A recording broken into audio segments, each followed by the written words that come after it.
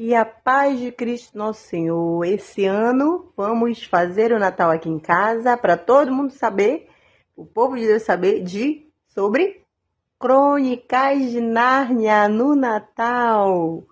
E aí, como é que vai ser o seu Natal esse ano? Esse ano aqui vai ser Crônicas de Nárnia.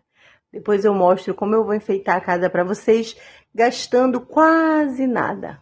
A paz de Cristo.